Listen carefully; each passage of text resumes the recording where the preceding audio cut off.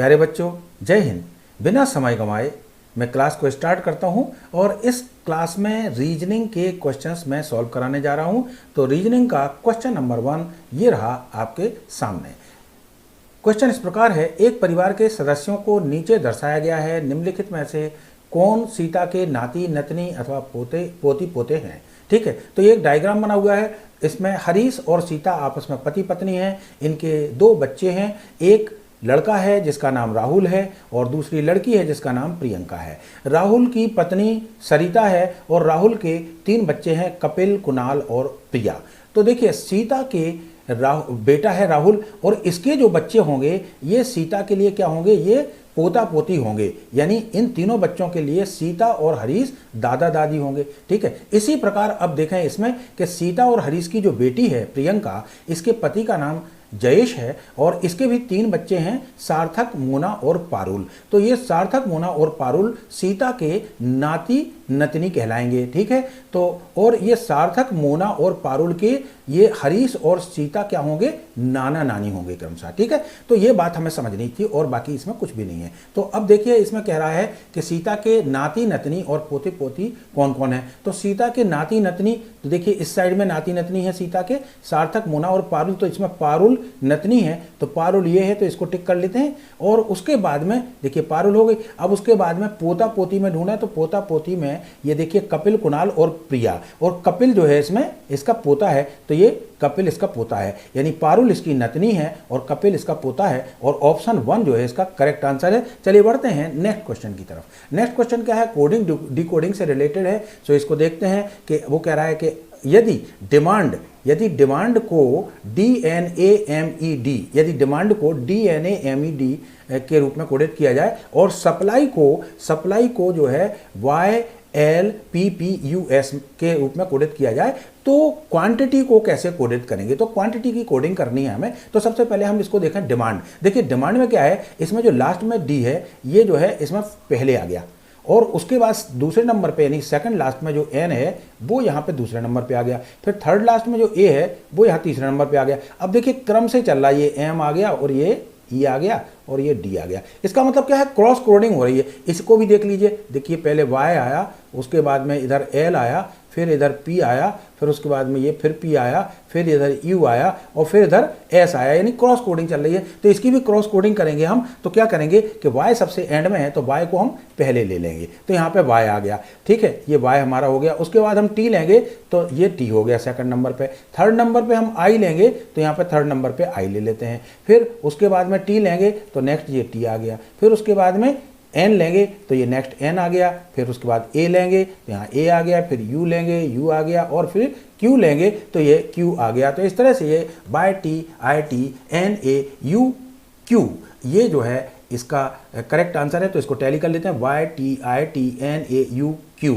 तो ये first option ही इसका करेक्ट आंसर है। तो ऑप्शन फर्स्ट इसका करेक्ट आंसर है। ठीक है, अब बढ़ते हैं नेक्स्ट क्वेश्चन की तरफ। इसको देखें, इसमें विषम ज्ञात करना है। तो देखिए यहाँ पे देखें, एलिफेंट ट्रम्पेट, हाथी चिंगाड़ता है, बिल्कुल ठीक बात है। हॉर्सेस नी, घोड़ा हिनहिनाता है, बिल्कुल ये भी ठीक है। कैमल रोड, ऊंट दहाड़ता नहीं है, दहाड़ता तो शेर है, लाइन करता है। ऊंट तो क्या करता है, हुब हुबाता है। तो ऊंट के साथ में हुब हुबाना होना चाहिए था। तो ऊंट जो है दहाड़ता नहीं है, लाइन दहाड़ता है। तो ये हमारा विषम है, यानी ऑड 1 आउट में ऑड ये है। तो इसका ऑप्शन 3 करेक्ट होगा। हालांकि चौथे को भी देख लें तो कुत्ता भौंकता है, ये सही बात है, कुत्ते का भौंकना यानी डॉग बार्क्स। तो यहाँ पे ये ऊंट के साथ में हुब हुबाना होना चाहिए था और यहाँ पे क्या है, दहाड़ना है, इसलिए ये ही विषम है। तो इसका ऑप्शन 3 करेक्ट आंसर है। बढ़ते हैं नेक्स्ट क्वेश्चन की तरफ। अब देखिए, एक खास कोड भाषा में बेदासकत, तो बेदासकत को वाइज एंड क्लेवर, बेदासकत को वाइज एंड क्लेवर।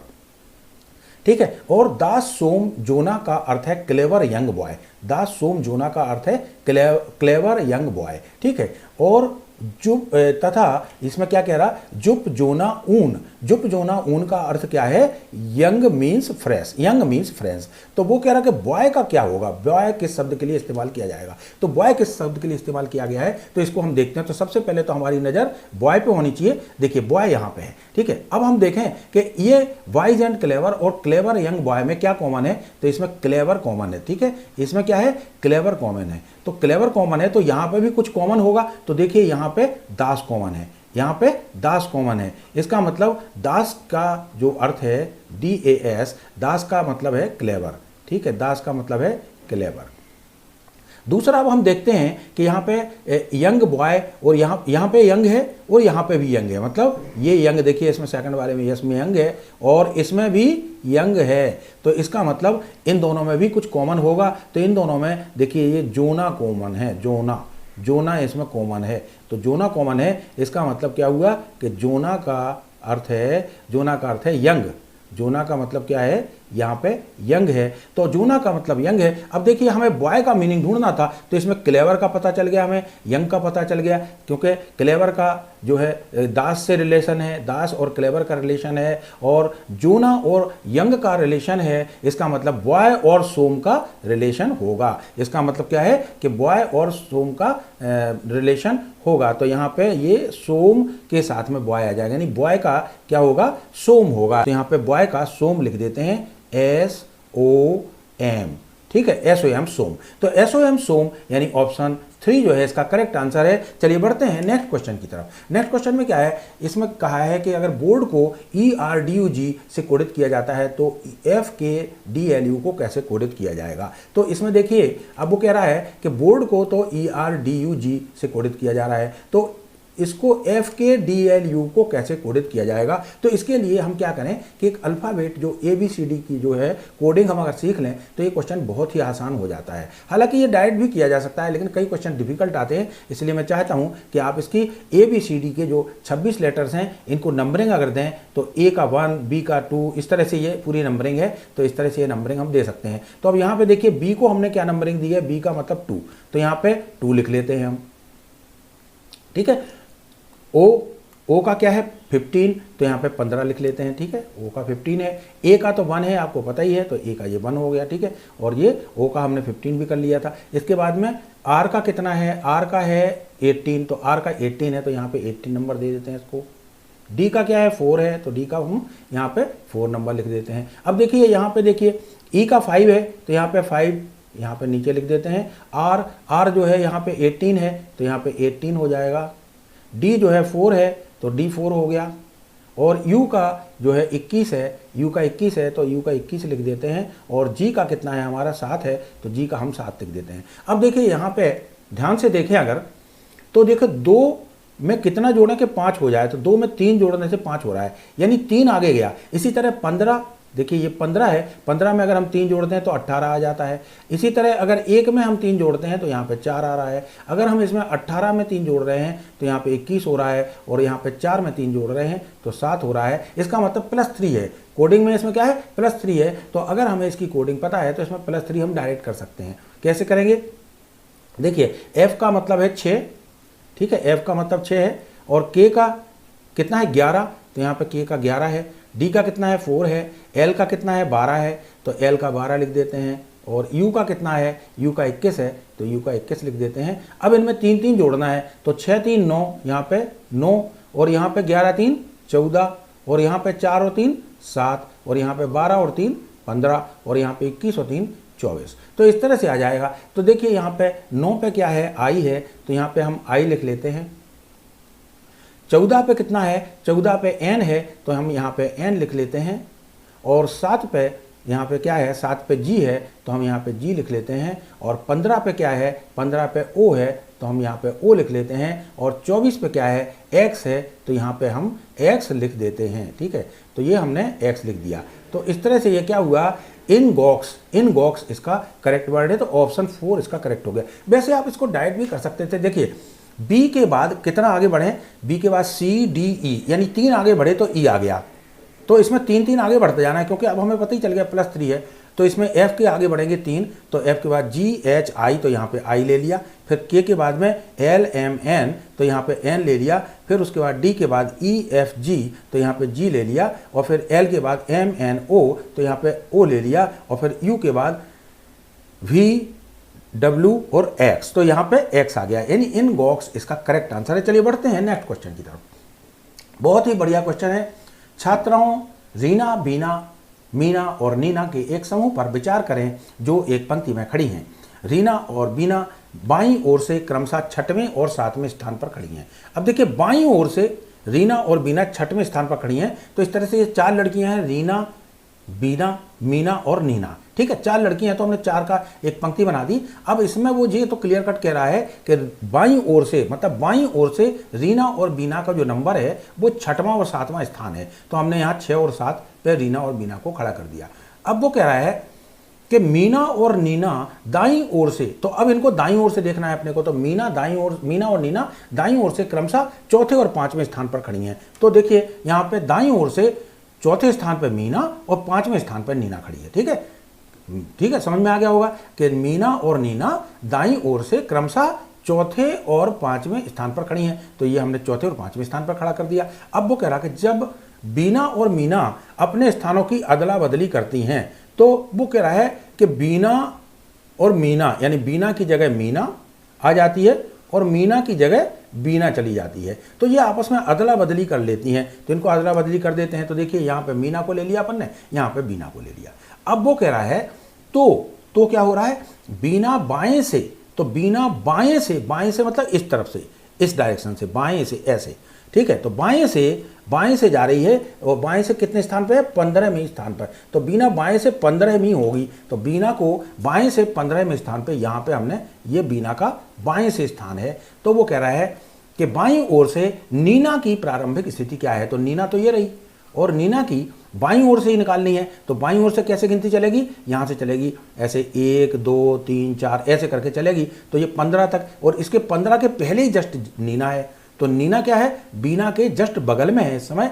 तो 15 के पहले क्या आएगा, 14, यानी 14 स्थान पे ये होगी। तो नीना कहाँ पे होगी, 14वें स्थान पे, 14वीं पोजीशन में इसकी स्थिति होगी। तो इसका 14 यानी ऑप्शन 2 जो है इसका करेक्ट आंसर है। चलिए बढ़ते हैं नेक्स्ट क्वेश्चन की तरफ। तो नेक्स्ट क्वेश्चन देखिए, यदि जून 2006 की पहली तारीख को मंगलवार है तो इस महीने में कितने रविवार होंगे। तो देखिए अब जून में कितने दिन होते हैं, तो जून में होते हैं 30 दिन। ठीक है, अब वो कह रहा है कि इसके पहले दिन में पहली तारीख को मंगलवार है, यानी 1 तारीख को क्या है, मंगल। ठीक है, 2 तारीख को होगा बुध, 3 को होगा बृहस्पति, ये मैं समझाने के लिए कर रहा हूं। बृहस्पति 4 को होगा शुक्र और 5 को होगा शनि और 6 को होगा रवि, 6 को क्या होगा, रवि, और 7 को होगा सोम, 7 को क्या होगा, सोमवार होगा, 7 को सोमवार होगा। तो इस तरह से ये हमने लिखे, इसलिए लिखे हैं कि ताकि आपको क्लियर समझ में आ जाए। तो यदि जून में पहली तारीख को मंगलवार है तो इस महीने में कितने रविवार होंगे, तो रविवार कितने होंगे ये पूछ रहा, यानी 6 तारीख को पड़ रहा है पहला रविवार। तो इस तरह से तो आप निकाल सकते हैं। ठीक है, लेकिन इसका तरीका क्या है कि अगर महीना 30 दिन का है, ये नोट कर लें, यदि महीना 30 दिन का है तो उसकी पहली और दूसरी तारीख को जो वार है वही होंगे 5 जो बार हैं, यानी इसमें अगर मंगल जो है 5 होंगे और बुध भी 5 होंगे। ठीक है, और उसके बाद जो भी दिन पड़ते हैं तो वो कितने होंगे, वो 4 होंगे, यानी बृहस्पति इसमें 4 होंगे, शुक्र भी 4 होंगे, शनि भी 4 होंगे, रवि भी 4 होंगे और सोम भी 4 होंगे, यानी रविवार इसमें 4 होगा। ऑप्शन इसका 4 करेक्ट आंसर होगा। इसके लिए आप ये चीज़ नोट कर लें तो ज़्यादा अच्छा होगा कि यदि कोई महीना 30 दिन का हो तो 1 और 2 तारीख को पड़ने वाला वार, यानी जो भी बार पड़ रहा है तो वो बार 5 बार आएगा 1 और 2 तारीख को, और बाकी बार 4 बार आएंगे।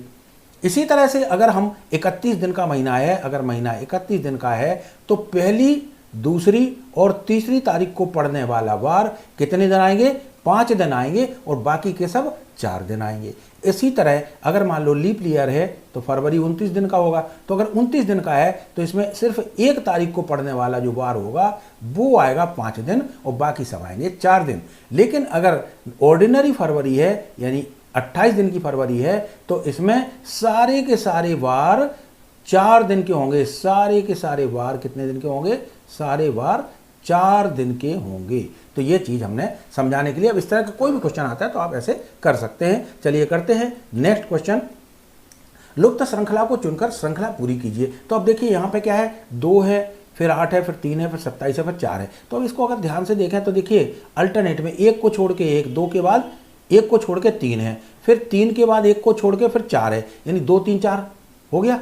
ठीक है, 1 को छोड़ के 1। अब यहाँ 8 को देखो तो 8 क्या है, 8 2 की पावर अगर हम कर दें 3 तो 2 की पावर 3 8 होती है, और अगर हम 3 की पावर 3 कर दें तो 3 की पावर 3 27 होती है। इसका मतलब देखिए 2 की पावर 3 और फिर 1 को छोड़ के 3 की पावर 3, तो फिर 1 को छोड़ के क्या होना चाहिए, 4 की पावर 3 होना चाहिए। तो यहाँ पे क्या होना चाहिए था, 4 की पावर 3, तो 4 चौके 16 चौके 64, यानी इसका ऑप्शन 2 जो है करेक्ट आंसर होगा। चलिए बढ़ते हैं नेक्स्ट क्वेश्चन की तरफ। लुप्त संख्या चुनकर श्रृंखला पूरी कीजिए। अब देखिए लुप्त संख्या चुनकर, तो इसमें क्या दिख रहा है अपने को, ये देखिए घट रही हैं संख्याएं, तो इसमें क्या कर सकते हैं अपन, इसमें 3 से डिवाइड जा रहा है। देखिए सब में देखिए 4 2 6 3 9, 8 और 1 9, 6 3 9 2 1 3, यानी 3 से डिवाइड जा रहा। तो इसको 3 से डिवाइड से देखते हैं क्या पोजीशन बनती है, बटे में 3, 3 एकम 3, 0 का 0, 3 अट्ठे 24, तो कितना आ गया 108 आ गया, जो कि हमारा यहाँ टैली हो रहा है। अब अगर हम 108 को 3 से भाग देते हैं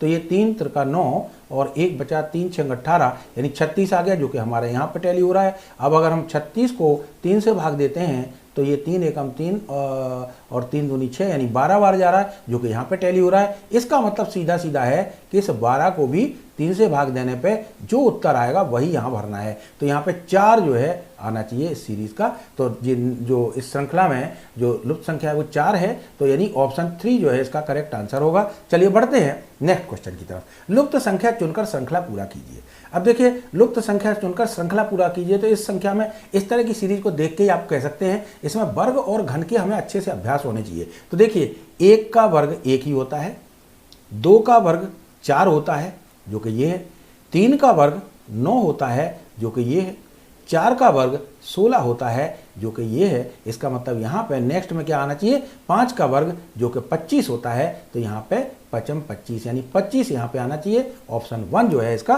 करेक्ट आंसर है। बढ़ते हैं नेक्स्ट क्वेश्चन की तरफ। देखिए ये बहुत ही अच्छे क्वेश्चन हैं और इनको देखो ध्यान से समझें कि इसमें क्या है, वेन डायग्राम बनाना पड़ेगा। तो वेन डायग्राम में इसमें स्टेटमेंट देखेंगे कि कौन सा स्टेटमेंट से हमारा किस कथन से क्या निष्कर्ष निकलता है और उसी के ऊपर उत्तर डिपेंड करेगा। तो इसमें हम वेन डायग्राम से इसको समझाने की कोशिश करेंगे। तो सभी कागज चादर हैं। तो अगर मान लीजिए उदाहरण के लिए यहाँ पे ऐसे ले लें कि ये कागज है,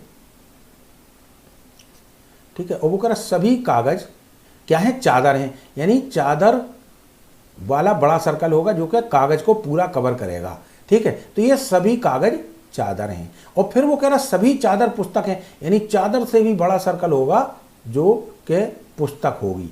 ये बड़ा सर्कल इतना होगा, तो ये बड़ा सर्कल बना दिया इसका। तो चादर, सभी चादर क्या है, पुस्तक हैं। तो इस तरह से हमने ये वेन डायग्राम बनाया। सभी कागज चादर के अंतर्गत आ रहे हैं और सभी चादर पुस्तक के अंतर्गत आ रहे हैं, ये मतलब है इसका। ठीक है, तो अब इसमें देखें कथन की पुष्टि करनी है, कौन सा सही है कौन सा गलत है, लेकिन इसको हम अच्छे से डायग्राम यहाँ पे बता देते हैं। देखिए जैसा कि हमने इसमें बताया कि ये कागज है और सभी कागज क्या है, चादर हैं। तो हम इसका बड़ा सर्कल ले लेंगे, चादर, यानी सभी कागज क्या है, चादर हैं। और सभी चादर क्या है, पुस्तक हैं, तो सभी चादर पुस्तक है। तो इस तरह से हमने ये बना लिया, कागज, सभी कागज चादर हैं और सभी चादर पुस्तक हैं, तो और बड़ा घेरा बन गया। तो इस तरह से अब स्टेटमेंट को देखें तो इसमें क्या है, अब देखो इसका निष्कर्ष क्या निकला, सभी कागज पुस्तक हैं। सभी कागज बिल्कुल पुस्तक हैं, क्योंकि जब सभी कागज चादर हैं तो पुस्तक तो और बड़ा है। तो सभी कागज पुस्तक के अंतर्गत आ रहे हैं, तो बिल्कुल सही स्टेटमेंट है ये पहला वाला स्टेटमेंट बिल्कुल सही है। अब वो कह रहा सभी पुस्तक कागज हैं, तो सभी पुस्तक कागज नहीं है, क्योंकि पुस्तक बहुत बड़ी रेंज है, पुस्तक का सर्कल बहुत बड़ा है, तो सभी पुस्तक कागज नहीं हो सकती हैं। ठीक है, सभी पुस्तक कागज नहीं हो सकते, तो ये गलत स्टेटमेंट, सभी पुस्तक कागज हैं, ये गलत है। तो यहाँ पे इसका स्टेटमेंट नंबर 2 गलत है, यानी स्टेटमेंट नंबर 1 इसका करेक्ट है। तो निष्कर्ष 1 का अनुसरण करता है, ऑप्शन 4 इसका करेक्ट आंसर होगा। चलिए बढ़ते हैं नेक्स्ट क्वेश्चन की तरफ। नेक्स्ट क्वेश्चन क्या है, देखिए इस क्वेश्चन को देखें ध्यान से। सभी खंभे दीवार हैं, तो अगर हम इनको खंभे ऐसे ले लें, खंभे, सभी खंभे और दीवार है, इसका मतलब इसका सर्कल बड़ा बनाना पड़ेगा, तो ये हो गया दीवार। ठीक है, अब वो कह रहा है कि सभी खंभे दीवार हैं और सभी दीवार घर हैं, तो घर और बड़ा है, तो सभी दीवार के से बड़ा सर्कल घर का होगा। ठीक है, तो ये सभी दीवार घर है। अब वो कह रहा है कि अब स्टेटमेंट, अब इससे निष्कर्ष निकालना है, तो इसके पहले हम इस डायग्राम को यहाँ पे क्लियर कट समझ लेते हैं कि ये खंभे हैं, ठीक है, और सभी खंभे दीवार हैं, तो ये और बड़ा सर्कल बन गया दीवार का। और फिर वो कह रहा है सभी दीवार घर हैं, तो इससे भी बड़ा सर्कल घर का बन गया। तो इस तरह से ये स्टेटमेंट बन गया। अब देखिए इसमें सभी घर खंभे हैं, तो सभी घर खंभे नहीं हैं, सभी घर खंभे नहीं हैं। ये स्टेटमेंट इसका गलत है, क्योंकि सभी खंभे घर तो हैं लेकिन सभी घर खंभे, वो कह रहा सभी घर खंभे हैं तो बिल्कुल नहीं है, तो ये स्टेटमेंट तो गलत हो गया। तो इसको पहले वाले को तो क्रॉस कर दें। सभी घर खंभे हो ही नहीं सकते क्योंकि ये बड़ा सर्कल है। और यहाँ पे देखिए दूसरा वाला, सभी खंभे घर हैं, सभी खंभे घर हैं, बिल्कुल सही है। खंभे घर के अंतर्गत आ रहे हैं तो सभी खंभे घर हैं, यानी ये वाला करेक्ट है। तो ऑप्शन 2 यानी निष्कर्ष 2 अनुसरण करता है, निष्कर्ष 2 अनुसरण करता है, यानी ऑप्शन इसका 3 जो है करेक्ट आंसर होगा। यानी ये वाला ऑप्शन 3 जो है इसका केवल निष्कर्ष 2 अनुसरण करता है, तो ये 2 वाले स्टेटमेंट सही है। तो इसको ऑप्शन 3 जो है इसका करेक्ट आंसर होगा। चलिए बढ़ते हैं नेक्स्ट क्वेश्चन की तरफ। अब इसमें नेक्स्ट क्वेश्चन में क्या कह रहा है वो कि सभी पेंटिंग ड्राइंग हैं। तो अगर हम ऐसे पेंटिंग को एक सर्कल के अंतर्गत ले लें तो सभी पेंटिंग, वो कह रहा है ड्राइंग है, इसका मतलब ड्राइंग का दायरा और बड़ा होगा। तो सभी पेंटिंग ड्राइंग है, ठीक है, सभी पेंटिंग क्या है, ड्राइंग है, तो ये ड्राइंग है। और फिर वो कह रहा कोई भी ड्राइंग तस्वीर नहीं है, यानी तस्वीर तो एक अलग ही हो गई। फिर तस्वीर क्या है, एक अलग हो गया। तो तस्वीर कोई, वो कह रहा कि कोई भी ड्राइंग तस्वीर नहीं है, मतलब इसका और इसका क्या है, कोई भी रिलेशन नहीं है, ड्राइंग तस्वीर नहीं है। तो अब इसको चित्र को और अच्छे से देख लेते हैं। तो ये देखिए पेंटिंग और पेंटिंग, सभी पेंटिंग ड्राइंग है, ये हो गया। और उसके बाद में वो कह रहा कोई भी ड्राइंग तस्वीर नहीं है, तो कोई भी ड्राइंग तस्वीर नहीं है, इसलिए तस्वीर को अलग बनाया, यानी ड्राइंग का तस्वीर से कोई कनेक्शन नहीं है, ठीक है। अब हम इसके स्टेटमेंट पर नज़र डालते हैं। तो इसके स्टेटमेंट में क्या है, देखिए कोई भी पेंटिंग तस्वीर नहीं है, कोई भी पेंटिंग तस्वीर नहीं है, बिल्कुल सही बात है, कोई भी पेंटिंग तस्वीर नहीं है, बिल्कुल स्टेटमेंट सही है। तो ये पहला वाला स्टेटमेंट क्या है, सही है।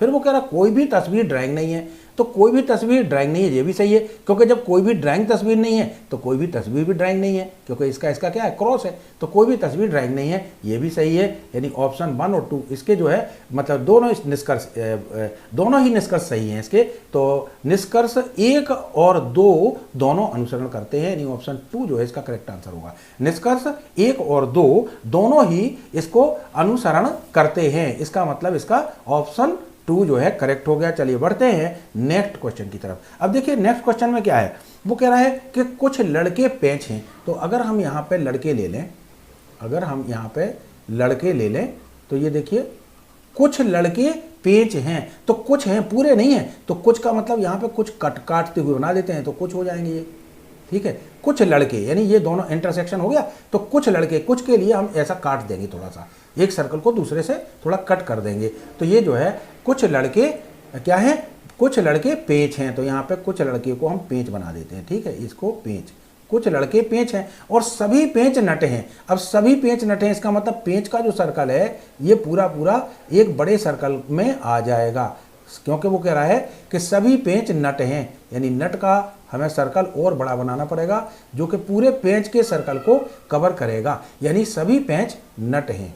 तो सभी पेंच नट हैं। तो इस तरह से डायग्राम को और क्लियर देख लेते हैं। देखिए लड़के, कुछ लड़के पेंच हैं, तो कुछ लड़के पेंच हैं, इनको काट दिया, मतलब ये कुछ लड़के पेंच हैं, ये हो गया। उसके बाद में वो कह रहा कि सभी पेंच नट हैं, तो सभी पेंच नट हैं मतलब पेंच के सर्कल को पूरा कवर कर लिया, नट का सर्कल बड़ा है, ठीक है। अब इसके स्टेटमेंट की तरफ देखते हैं। तो इसके स्टेटमेंट क्या है, कुछ लड़के नट हैं, तो सही बात है, कुछ लड़के, लड़कों का कुछ हिस्सा नट वाले गोले के अंदर आ रहा है, यानी कुछ लड़के नट हैं, बिल्कुल सही आंसर है। और दूसरा वो कह रहा कि सभी नट लड़के हैं, ये बिल्कुल गलत है, क्योंकि सभी नट का दायरा तो बहुत बड़ा है, तो सभी नट लड़के नहीं हैं। कुछ नट तो लड़के हो सकते हैं, कुछ लड़के नट हो सकते हैं, लेकिन सभी नट लड़के नहीं हो सकते हैं, तो ये गलत हो जाएगा। यानी इसका फर्स्ट वाला जो निष्कर्ष है, पहला वाला निष्कर्ष वो सही है। तो इसका मतलब केवल निष्कर्ष 1 अनुसरण करता है, ऑप्शन 4 इसका करेक्ट आंसर होगा। चलिए बढ़ते हैं इसके नेक्स्ट क्वेश्चन की तरफ। अब देखिए इसमें भी क्या है, ऑड वन आउट देखना है। तो इसमें देखते हैं एक विषम संख्या ज्ञात करनी है, 24, 33, 60, 71, 51 ये सब लिखे हुए हैं। तो इसमें देखें 24, 33, 60, 71, 51 और 15। तो इनमें अगर आप देखें तो देखिए ये भाज्य है, 3 से भाजित हो रहा है, 2 से हो रहा है, ये भी भाज्य है, 3 और 11 से भाजित हो रहा है, ये तो तमाम 2, 5 और काफ़ी संख्याओं से भाजित हो रहा है, 60 3 से भी भाजित हो रहा है, और 51 3 से भाजित हो रहा है, 17 से भाजित हो रहा है, ये 15 जो है 3 से भाजित हो रहा है, 5 से भाजित हो रहा है, और ये 71 जो है भाजित नहीं हो रहा है। तो 71 क्या है, ये एक प्राइम नंबर है, इसको क्या बोलते हैं, अभाज्य संख्या। तो बाकी सब भाज्य है, ये एक अभाज्य है जो कि विषम है और यही हमें ज्ञात करना था। तो 71 यानी ऑप्शन 2 जो है इसका ये विषम संख्या, ये अलग संख्या है, अभाज्य है, तो इसको ऑप्शन 2 इसका करेक्ट आंसर होगा। बढ़ते हैं नेक्स्ट क्वेश्चन की तरफ। अब देखिए इसमें complete the series choosing the missing letters, लुप्त अक्षरों को चुनकर श्रृंखला को पूरा कीजिए। तो अब देखिए यहाँ पे ध्यान से अगर हम देखें तो ये PQRP, उसके बाद एक डैश रखा हुआ है खाली स्थान, फिर इधर डैश है, फिर इधर, इस तरह से डैश है, इनको भरना है। तो हम इसको देखें PQR है, अब PQR है और यहाँ पे देखिए हमें हिंट दी है QQ, इसका मतलब यहाँ पे भी डबल P हो सकता है। तो अगर देखें PQR double P double Q तो फिर डबल R भी तो होना चाहिए, ठीक है। तो ये यहाँ तक क्लियर हो रहा अपना, PQR फिर double P double Q double R। अब ट्रिपल R हिंट दिया है तो ट्रिपल Q भी होना चाहिए, तो यहाँ पे क्या होगा, Q आ जाएगा। तो ट्रिपल P ट्रिपल Q और यहाँ पे ट्रिपल R होना चाहिए, तो R R R, ये ट्रिपल R हो गया। तो triple P triple Q triple R हो गया, ठीक है। अब देखिए यहाँ पे QR है, यहाँ पे क्या है, QR है और यहाँ पे क्या है, PQR है। तो अगर हम यहाँ पे P भर दें तो ये PQR हो जाएगा। तो ये सीरीज फिर से वापस रिपीट हो गई। PQR के बाद क्या है, डबल P, तो यहाँ पे PQR के बाद डबल P है, बिल्कुल करेक्ट है। फिर डबल Q आएगा तो यानी यहाँ पे Q भरना पड़ेगा और फिर डबल R हो गया। यानी ये कंप्लीट हो गया हमारी श्रृंखला में, जो लुप्त अक्षर हैं अपन ने पूरे चुन लिए हैं। अब चेक कर लेते हैं। तो पहला P तो सभी में है, फिर उसके बाद में R है, तो R इसमें और इसमें है, तो ये 2 ऑप्शन कट कर दीजिए, ठीक है। फिर उसके बाद में Q है, तो Q इसमें नहीं है, मतलब ये ऑप्शन भी कट हो गया। तो ऑप्शन 4 इसका करेक्ट आंसर होगा। फिलहाल आप चाहें तो पूरे चेक कर सकते हैं कि P, इसमें पहला P है, फिर उसके बाद में R है, तो यहाँ पे R है, फिर Q है, तो यहाँ पे भी Q है, फिर उसके बाद ये R है, ये R लिखा था है ना ऐसा R, तो ये R है, और फिर उसके बाद ये P है, तो ये P है, और फिर ये Q है, तो ये Q है। तो इस तरह से ऑप्शन 4 इसका करेक्ट आंसर हो गया। चलिए बढ़ते हैं नेक्स्ट क्वेश्चन की तरफ। तो अब नेक्स्ट क्वेश्चन क्या है, नीचे दी गई श्रृंखला में संख्याओं का एक क्रम उपस्थित है, गलत संयोजन पहचानिए। तो अब इसमें गलत संयोजन हमें पहचानना है कि गलत संयोजन कौन सा है। तो अब देखिए इसमें संख्याएं दी हैं 2, 7, 22, 67, 204, ठीक है। तो अब इसमें एक चीज समझ लीजिए, इसमें एक चीज समझ लें कि यहाँ पे अगर हम अभाज्य संख्या की बात करते हैं तो अभाज्य संख्या है, तो इसमें 3 है, 2 भी है, 7 भी है और 67 भी है। तो अभाज्य वाला तो इसमें लगेगा नहीं, इसमें कहीं ना कहीं कोई क्रम हमें ढूंढना होगा, ठीक है। उसमें तो क्या था, खाली एक ही संख्या थी तो अपन ने फटाक से लिख दिया था। यहाँ पे तो कोई क्रम हो सकता है। तो अब देखिए यहाँ पे 2 और 7 में क्या रिलेशन हो सकता है, 2 का तिगुना 6 और 6 में 1 जोड़ा तो 7 हो गया। तो अगर हम ऐसे देखें तो इसमें 2 तिया 6 और धन 1 बराबर 7, ठीक है। तो ये टैली हो गया। अब 7 में 3 गुना करो तो 7 तिया 21 और 1 22, यानी ये भी टैली हो गया। अब देखिए यहाँ पे 22 का तिगुना कर दो तो 22 तिया 66 और 1 67, तो ये भी क्लियर हो गया। अब इसका मतलब यहाँ पे इसका 3 होने से 1 अधिक होना ही चाहिए। तो 67 गुणा 3 और धन 1 बराबर कितना होगा, तो 3 सत्ते 21 और 1 22, यहाँ पे जुड़ गया 2 3 छंग 18 और 2 20, तो यहाँ पे होना चाहिए था 202 और यहाँ पे क्या है 204 है, यानी यही गलत संयोजन है 204। तो ऑप्शन 2 जो है इसका करेक्ट आंसर होगा, ठीक है। 202 आना चाहिए था, लेकिन यहाँ 204 है, तो यही गलत संयोजन है। तो ऑप्शन 2 इसका करेक्ट आंसर है। चलिए बढ़ते हैं नेक्स्ट क्वेश्चन की तरफ। सो नेक्स्ट क्वेश्चन क्या है, नीचे दी गई श्रृंखला में संख्याओं का एक क्रम उपस्थित है, गलत संयोजन पहचानना है। इसमें भी हमें क्या करना है, गलत संयोजन पहचानना है। तो अब इसमें देखिए क्या कर सकते हैं अपन, देखिए इनमें तो एक ही बात समझ में आ रही है कि इसमें ये अभाज्य संख्या है 47, 47 क्या है, अभाज्य संख्या है, बाकी सारी की सारी क्या है, भाज्य संख्याएं हैं। तो इसका तो सीधा सीधा 47 क्या है, हमारी अभाज्य संख्या है, यानी प्राइम नंबर है। ये क्या है, हमारी प्राइम नंबर है, ये क्या है, प्राइम नंबर है।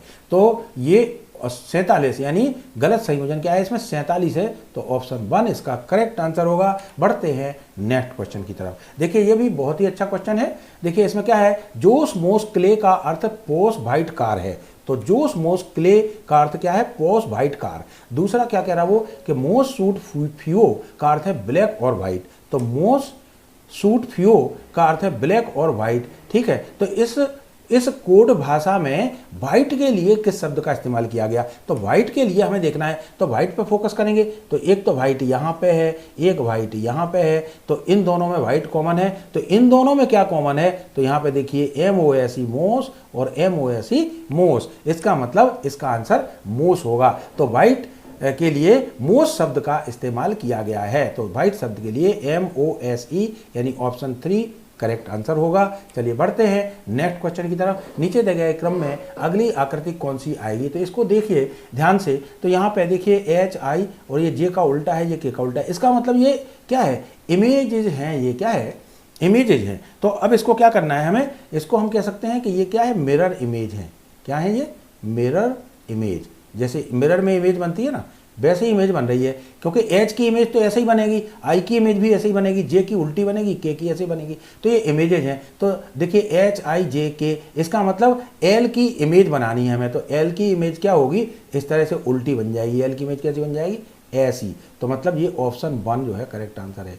ये देखिए ऐसे बन रही है ये, तो ऑप्शन 1 इसका करेक्ट आंसर होगा। चलिए बढ़ते हैं नेक्स्ट क्वेश्चन की तरफ। बहुत ही अच्छा क्वेश्चन है। देखिए इसमें एक सर्कल है और सर्कल में इसमें जो छायांकित भाग है वो घूम रहे हैं कहीं भी। तो इसमें मतलब क्लॉकवाइज, एंटी क्लॉकवाइज एंगल, वो सब अपन देखते हैं कैसे क्या होगा। तो इसके लिए थोड़ा सा हम चित्र को बड़ा कर लेते हैं ताकि आपको क्लियर में समझ में आए। तो देखिए ये डार्क पोर्शन है इसमें, तो ये 4 स्टेजेज हैं। तो वो कह रहा कि ये 1 2 3 4 स्टेज दी हैं। तो वो कह रहा कि इसकी अगली आकृति क्या होगी, तो इन 4 में से कोई ऑप्शन होगा। तो अब देखते हैं सबसे पहले। तो यहाँ पे देखें कि ये 8 भागों में बटा हुआ है। पूरे सर्कल में 360 डिग्री होता है। अगर 8 भागों में बांट दिया जाए तो ये कटेगा, तो कितना हो जाएगा, 8 चौक 32 और 8 पंजे 40, यानी एक भाग इसका 45 डिग्री होगा, यानी एक सेक्टर 45 डिग्री का होगा। अब हम देखें अगली वाली आकृति कहाँ जा रही है। देखिए ये 2 सेक्टर आगे खिसक गई, देखिए 1 2 और यहाँ आ गई, तो 2 सेक्टर आगे खिसक गई, यानी इस डायरेक्शन में खिसकी है। किस डायरेक्शन में खिसकी, इस डायरेक्शन में। और इस डायरेक्शन को हम क्या बोलते हैं, क्लॉक वाइज डायरेक्शन। इसको क्या बोलते हैं हम, क्लॉक वाइज डायरेक्शन। सो क्लॉक वाइज डायरेक्शन में कितने 2 सेक्टर आगे खिसक गई है, 1 2 और 2 सेक्टर, यानी एक सेक्टर एक भाग का कितना कोण है 45 डिग्री, तो 2 का कितना हो गया 90 डिग्री। इसका मतलब ये 90 डिग्री खिसक गया क्लॉकवाइज। अब चलिए और आगे बढ़ते हैं। अब इस चित्र को इससे कंपेयर करें तो देखिए ये क्या हो रहा, उल्टा हो रहा है। ये जो शेडेड रीजन है ना वो यहाँ से यहाँ पहुँच रहा है, यानी एक ऊपर पहुँच गया, एक सेक्टर ऊपर पहुँच गया और उल्टे में पहुँचा, यानी क्या हुआ, एंटी क्लॉकवाइज। क्या हो गया, एंटी क्लॉकवाइज। तो अब एंटी क्लॉकवाइज ये खिसक रहा है, एंटी क्लॉकवाइज एक सेक्टर पीछे चला गया। तो एक सेक्टर का वैल्यू कितनी है, 45 डिग्री, यानी एंटी क्लॉकवाइज 45 डिग्री का मूवमेंट इसमें हुआ है। अब देखिए इसको देखते हैं। इसमें देखिए यहाँ से ये यहाँ आ गया, इसका मतलब 2 सेक्टर खिसक गया। देखिए 1 2 यहाँ पे आ गया ना, तो 2 सेक्टर खिसक गया, ये भी 2 सेक्टर खिसका है। तो ये कैसे कौन से डायरेक्शन में खिसका, अब इस डायरेक्शन में वापस ये क्लॉकवाइज डायरेक्शन में खिसक गया। वापस ये क्या हो गया, क्लॉकवाइज डायरेक्शन में खिसक गया, क्लॉकवाइज डायरेक्शन में चला गया ये। अब क्लॉकवाइज डायरेक्शन में चला गया और कितना गया, 2 सेक्टर यानी 2 भाग आगे गया, तो 45 दूनी 90 डिग्री खिसक गया। तो अब अगली आकृति क्या होनी चाहिए, तो अब अगली आकृति क्या होनी चाहिए, तो अगर इस तरह से हम एक सर्कल बना लें, इस तरह से अगर हम एक सर्कल बना लें तो क्या होगा, देखिए यहाँ 45 लिख देता हूँ मैं, 45 डिग्री यहाँ था, यहाँ लिख देता हूँ, ठीक है। तो इस तरह से अगर एक सर्कल बना लें तो अब इसमें क्या होगा, देखिए पहले वो क्लॉकवाइज में 90 डिग्री गया, फिर एंटी क्लॉकवाइज में 45 डिग्री गया, फिर उसके बाद में क्लॉकवाइज में 90 डिग्री का मूवमेंट हुआ है। इसका मतलब अगला जो मूवमेंट होना चाहिए वो एंटी क्लॉकवाइज 45 डिग्री होना चाहिए। तो एंटी क्लॉकवाइज मतलब उल्टा ऐसे में, और 45 डिग्री मतलब एक खंड पीछे खिसकना चाहिए। तो इस खंड में अगर कलर्ड है या डार्क है तो इस खंड में डार्क होना चाहिए। इसका मतलब क्या हुआ कि ये वाला जो खंड है ये भरा होना चाहिए, एक तो ये भर देते हैं, और एक ये भरा होना चाहिए तो ये भी भर देते हैं। तो इस तरह का मूवमेंट आ जाएगा, ठीक है। ये पूरा खिसकेगा ना, ऐसा था तो अब ऐसा खिसक के आ जाएगा। तो ये 45 यानी क्या हुआ, इसमें कितना मूवमेंट हुआ, एंटी क्लॉकवाइज 45 का मूवमेंट इसमें हुआ है, और ये पोजीशन आ गई। तो अब इनमें चेक कर लीजिए, इनमें से ये पोजीशन किसकी बन रही, देखिए ऑप्शन 4 की बन रही है, क्योंकि इसमें देखिए यहाँ पे ये दोनों में शेडेड रीजन है जैसा कि इसमें है। तो ये ऑप्शन 4 इसका करेक्ट आंसर हुआ। चलिए बढ़ते हैं नेक्स्ट क्वेश्चन की तरफ। नेक्स्ट क्वेश्चन देखिए, इसमें क्या है, ओवरलैपिंग का क्वेश्चन है ये। इसमें क्या कह रहा है वो कि 2 वर्ग हैं, ठीक है, और वो स्क्वायर जो है आपस में एक दूसरे को अति व्यापित होते हैं, मतलब ओवरलैपिंग कर रहे हैं। तो ओवरलैपिंग का क्वेश्चन है, तो इसमें हम इसको थोड़ा सा ये दो स्क्वायर हैं, इनको थोड़ा सा हम बड़ा यहाँ पर दिखा देते हैं। तो ये एक स्क्वायर ये ले लिया, एक स्क्वायर ये ले लिया, इन्हीं को हमने एनलार्ज साइज में ले लिया। तो इसमें आप देख पा रहे होंगे कि ये एरो है, फिर इसमें क्या है, एक बार एक लाइन है, इसमें एक अप एरो भी है, और नीचे पीछे टेल साइड में यहाँ पर राउंडेड स्ट्रक्चर है या डॉट स्ट्रक्चर है, कुछ भी कह सकते हैं हम इस तरह से। तो ये आकृति हैं, अब इनके हिसाब से हमें ओवरलैपिंग करनी है। ओवरलैपिंग में होता क्या है, देखिए जो आकृति डोमिनेंट होगी, जो डोमिनेंट होगी वही दिखेगी। जैसे कि मान लीजिए ये तीर है और ये क्या है, एक लाइन है, तो तीर को अगर लाइन के ऊपर यहाँ पे बिठा दें तो तीर ही दिखेगा, लाइन क्या होगा, ढक जाएगी। ओवरलैपिंग में क्या होगा, ढक जाएगी। इसका मतलब पहले वाले में क्या होगा कि इसको और इसको कंपेयर करेंगे तो इसमें ये डोमिनेंट है, ये वाला डोमिनेंट है, तो ये वाला हिस्सा आएगा पहले वाले में। मतलब पहले स्क्वायर में पहली पोजीशन क्या होगी, इस तरह की होगी। अब दूसरे वाले में देखो, दूसरे वाले में ये एक अप एरो है और नीचे डॉटेड स्ट्रक्चर है, जबकि इसके दूसरे में एक लाइन है। इसका मतलब इसमें भी यही डोमिनेंट है, ये वाला डोमिनेंट है, क्योंकि इसको अगर इस लाइन के ऊपर रख देंगे तो बिल्कुल ऐसा ही स्ट्रक्चर आ जाएगा। तो सेम स्ट्रक्चर जो यहाँ पे दूसरे नंबर पे है, ये स्ट्रक्चर इसमें आ जाएगा। अब तीसरे वाले में देखिए यहाँ लाइन है, यानी ये रिसेसिव है, ठीक है। और इसमें तीसरे वाले में अप एरो है, तो अप एरो को अगर लाइन के ऊपर रखेंगे तो क्या होगा, ये लाइन नहीं आएगी, क्या आएगा, ये अप एरो आ जाएगा, यानी तीसरे में अप एरो आएगा। तो इस तरह से आ जाएगा। अब इसको जरा हम चेक करके देखें कि इसमें किससे मिलान हो रहा है। देखिए यहाँ पे एक तो अप एरो है, तो अप एरो देखो इसमें तो है नहीं, तो ये तो काट दीजिए। और दूसरा अप एरो इसमें है तो, लेकिन इसमें नीचे डॉट लगा है, तो इसको भी काट दीजिए। अब तुम्हारा 1 और 3 में से ऑप्शन कोई हो सकता है। अब देखते हैं दूसरे वाले में। दूसरे में अप एरो के साथ में नीचे क्या है, एक पॉइंटेड स्ट्रक्चर है, मतलब गोल सा। तो पॉइंटेड स्ट्रक्चर किसमें है, इसमें है, इसमें नहीं है, तो मतलब ये यहीं पे करेक्ट हो गया। ऑप्शन 1 इसका करेक्ट आंसर हो गया। 2 में ही पता चल गया, तीसरे की तो बात ही अलग है। लेकिन आप चाहें तो पूरा चेक कर सकते हैं इसमें। देखिए तीसरा अपन ने कर लिया था, अब तीसरे के बाद देखिए चौथे में ये स्ट्रक्चर है, और ये वाला स्ट्रक्चर इसके चौथे से, इससे ये ज़्यादा डोमिनेंट है ये वाला। तो ये वाला स्ट्रक्चर डाउन एरो और इसके जो टेल पोर्शन है उस पर पॉइंट है, तो ये वाला स्ट्रक्चर उभर के आएगा। 5वें में देखिए यहाँ पे ये लाइन है, और 5वें में यहाँ पे अप एरो और नीचे डॉट है, तो ये वाला स्ट्रक्चर ज़्यादा डोमिनेंट है, तो ये वाला स्ट्रक्चर उभर के आएगा। तो यहाँ पे ये वाला स्ट्रक्चर उभर के आएगा। उसके बाद अगले वाले में देखिए यहाँ पे लाइन है और यहाँ पे ये वाला स्ट्रक्चर ज़्यादा डोमिनेंट है, क्योंकि यहाँ पे डॉट भी है और डाउन एरो है, तो ये वाला स्ट्रक्चर यहाँ पे आ जाएगा। उसके अगले वाले में देखिए ये एरो है और यहाँ पे ये क्या है, लाइन है, तो ये वाला स्ट्रक्चर उभर के आएगा, यानी ये डोमिनेंट है, तो यहाँ पे ये वाला स्ट्रक्चर आ जाएगा। यहाँ पे ये लाइन है और यहाँ पे ये एरो है, अप एरो है, तो इन दोनों में कौन सा डोमिनेंट है, ये तो रिसेसिव है, डोमिनेंट तो एक्चुअली ये है, तो ये वाला स्ट्रक्चर आ जाएगा। अब इसको आप चेक करेंगे तो आप पाएंगे कि पूरा का पूरा स्ट्रक्चर बिल्कुल सेम का सेम ऐसा आ गया है, ठीक है। लेकिन हमें इतना समय गंवाना नहीं होता है, हमने तो दूसरे पे ही देखा कि दूसरे पे ही चेंज आ गया, तो टिक लगा दिया था कि फर्स्ट ऑप्शन इसका करेक्ट है। चलिए बढ़ते हैं नेक्स्ट क्वेश्चन की तरफ। देखिए इस तरह का क्वेश्चन इसमें कुछ नहीं है, इसमें सिर्फ नज़र का खेल है। अगर आपकी आई मतलब आपकी नज़र तेज है और आपका कंसंट्रेशन सही है और आपकी रीडिंग बिल्कुल फास्ट है, तो आप चुटकियों में इस क्वेश्चन का आंसर दे सकते हैं, क्योंकि इसमें कुछ दिमाग नहीं लगाना होता है। इसमें कह रहा है कि 4 पते दिए हुए हैं नीचे,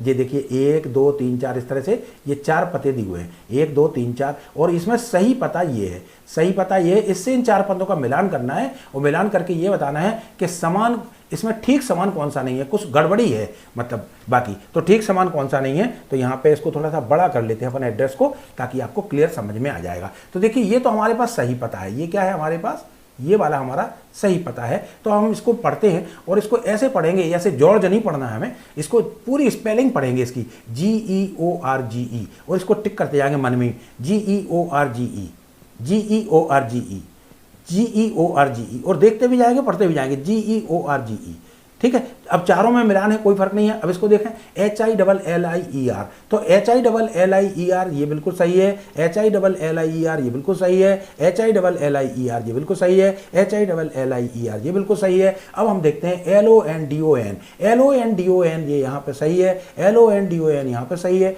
LONDON ये भी सही है, LONDON ये भी सही है। अब और आगे बढ़ते हैं BOROUGH को हम देखते हैं, तो BOROUGH करेक्ट है, ठीक है। फिर ओ यहाँ पे गड़बड़ हो गया, देखिए BO होना चाहिए था, यहाँ पे A ले लिया है, मतलब यही वाला गलत है। तो इसमें क्या है BAROUGH, जबकि यहाँ पे क्या था सही पते में BOROUGH। तो ये एड्रेस में मिस्टेक है, यानी ऑप्शन 2 जो है इसका करेक्ट आंसर होगा। तो ऑप्शन 2 पे हम निशान लगा देंगे, तो ऑप्शन 2 करेक्ट आंसर होगा। तो देखिए मुझे आशा ही नहीं बल्कि पूरा भरोसा है कि ये क्लास आपको बहुत पसंद आई होगी। इसको लाइक करें, सब्सक्राइब करें और ज़्यादा से ज़्यादा लोगों के साथ शेयर करें। ठीक है, please like, subscribe and share. Thank you very much.